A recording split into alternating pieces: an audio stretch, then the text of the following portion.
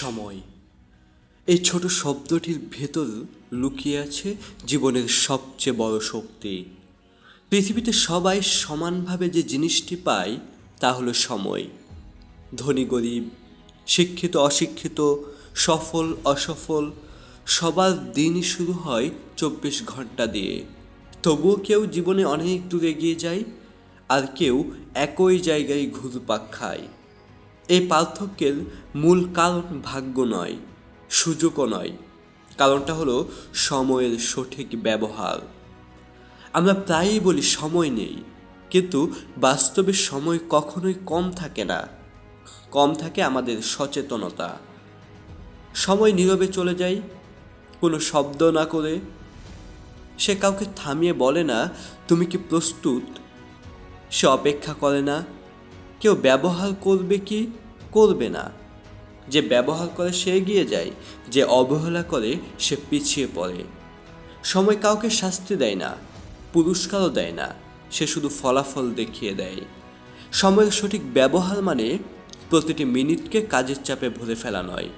এর মানে হলে সময়ের মূল্য বোঝা। কোন সময়ে কি করা দরকার, কোন কাজটি অগ্রাধিকার পাবে, আর কোনটা পরে করা যাবে, এই বোধটাই সময় ব্যবহারের মূল। অনেক সময় মানুষ সারাদিন ব্যস্ত থাকে, কিন্তু দিনের শেষে দেখে কিছুই এগোয়নি। আবার কেউ খুব ব্যস্ত না থেকেও ধীরে ধীরে অনেক দূর পৌঁছে যায়। পার্থক্যটা তৈরি করে পরিকল্পনা এবং সচেতনতা। সময় নষ্ট হওয়ার সবচেয়ে বড় কারণ হলো অবহেলা আর অপ্রয়োজনীয় বিলম্ব। পরে করব, কাল করব, এখন না, এই শব্দগুলো আমাদের জীবনের সবচেয়ে বড় চোর। কারণ এই পরে আর কাল অনেক সময় আর আসেই না।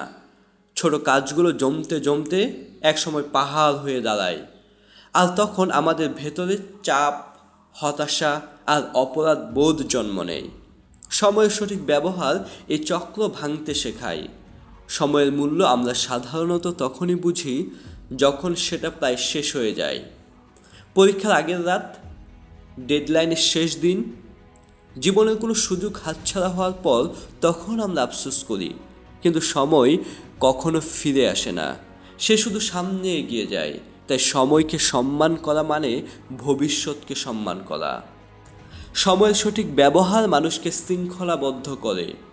শৃঙ্খলা মানে কঠোরতা নয়, বরং নিজের জীবনের নিয়ন্ত্রণ নিজের হাতে নেওয়া। আপনি কখন ঘুমাবেন, কখন বিশ্রাম করবেন, কখন কাজ করবেন, এই সিদ্ধান্তগুলো যদি আপনি নিজে না নেন, তাহলে সময় নিজেই আপনাকে চালাবে।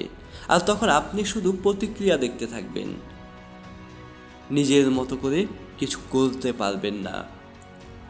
সময় ব্যবহারের ক্ষেত্রে সবচেয়ে বড় ভুল হলো আমরা গুরুত্ব আর জরুরির মধ্যে পার্থক্য করি না।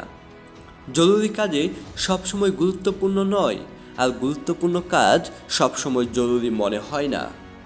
ভবিষ্যৎ গড়ার কাজগুলো, নিজেকে শেখানো, দক্ষতা বাড়ানো, শরীর মন যত্ন নেওয়া, এসব খুব জরুরি মনে না হলেও খুব গুরুত্বপূর্ণ। আর এই কাজগুলোই আমরা সবচেয়ে বেশি পিছিয়ে দিই। সময়ের সঠিক ব্যবহার মানে এই গুরুত্বপূর্ণ কাজগুলোর জন্য সময় বের করা, এমনকি যখন কেউ দেখছে না। সময়ের সঠিক ব্যবহার মানুষকে আত্মবিশ্বাস দেয়।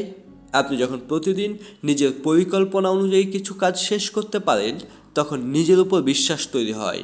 আপনি বুঝতে পারেন আপনি আপনার জীবনে চালকের আসনে আছেন। এই অনুভূতিটাই মানুষকে ভেতর থেকে শক্ত করে তোলে। অনেক সময় আমরা ভাবি একদিন বড় সময় পেলে আমরা অনেক কিছু করব, কিন্তু বাস্তবতা হলো বড় কিছু তৈরি হয় ছোট ছোট সময়ের সঠিক ব্যবহারে।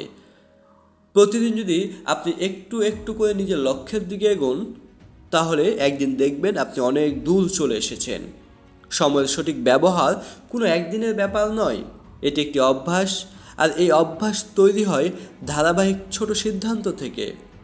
সময় ব্যবহারের আরেকটি গুরুত্বপূর্ণ দিক হলো না বলতে শেখা। সব আমন্ত্রণ, সব অনুরোধ, সব ব্যস্ততাকে হ্যাঁ বলতে গেলে আপনার নিজের জীবনের জন্য সময় থাকে না। নিজের লক্ষ্য, নিজের শান্তি, নিজের উন্নতির জন্য কিছু জিনিসকে না বলা শিখতে হয়। এটা স্বার্থপরতা নয়, এটা সচেতনতা। সময়ের সঠিক ব্যবহার মানে বিশ্রামকে অবহেলা করা নয়। মানুষ অনেক ভাবে বিশ্রাম মানেই সময় নষ্ট, কিন্তু আসলে বিশ্রামও একটি গুরুত্বপূর্ণ বিনিয়োগ। ক্লান্ত মন ও শরীর দিয়ে বড় কিছু করা যায় না। তাই কখন কাজ করতে হবে, কখন থামতে হবে, এই ভারসাম্যটাই সময় ব্যবহারের সৌন্দর্য। আজকের যুগে সময় নষ্ট হওয়ার সুযোগ খুব বেশি।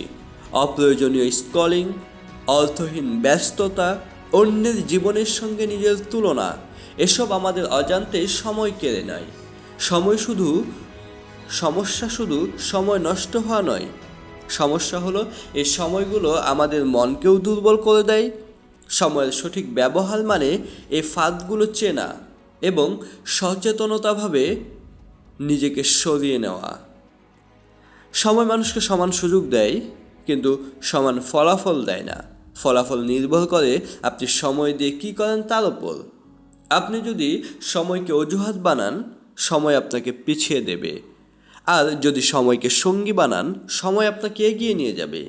শেষ পর্যন্ত সময়ের সঠিক ব্যবহার মানে নিজের জীবনের দায়িত্ব নেওয়া।